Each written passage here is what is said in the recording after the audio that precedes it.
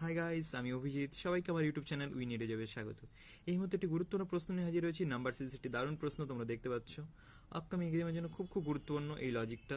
এই লজিকের উপর প্রায়ই আমরা প্রশ্ন পরীক্ষাতে দেখে থাকি। চলো এই ভিডিওতে আমি দেখাচ্ছি এই ধরনের লজিক্যাল প্রশ্নগুলোকে আমরা কীভাবে সলভ করতে পারি। সবার প্রথম কাজ আমি কি বলছিলাম আগের ভিডিওগুলোতেও, যে যখনই আমরা দেখবো একটা লং সিরিজ রয়েছে, তো লং সিরিজ থাকলে পরে আমাদের ফার্স্ট প্রায়োরিটি যেটা হবে, ফার্স্ট যেটা চেক করতে হবে সেটা হচ্ছে এটা একটা অল্টারনেট সিরিজ হচ্ছে কিনা। তো এখানে দেখো 3 থেকে যদি আমরা দেখি 11, 11 থেকে আসে 38, তাহলে 38 থেকে কত আসবে? একই রকম হয় যে 8 থেকে দেখি আমরা 27, 27 থেকে 64। এবার এই সিরিজটা কি আমাদের দেখার দরকার আছে? দেখো 8 থেকে যে 27 হয় তারপর 64, এই সিরিজটা দেখার দরকার নেই, কারণ এখান থেকে আমাদের অ্যান্সার আসবে না। তাহলে অ্যান্সার আসছে আমাদের 3 থেকে 11-তে।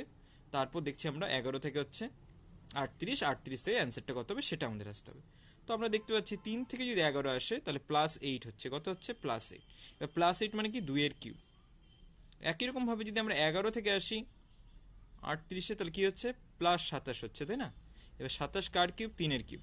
তো একটা জিনিস তো আমাদের মাথায় চলে আসলো, এটা যদি 2-এর কিউব হয় ডিফারেন্স, এটা 3-এর কিউব, তাহলে পরবর্তী যে ডিফারেন্সটা আসবে সেটা হচ্ছে 4-এর কিউব দিয়ে আসবে। মানে 28-এর সঙ্গে 4-এর কিউব যোগ করতে হবে। 4-এর কিউব মানে কত? 28-এর সঙ্গে 64 যোগ করতে হবে।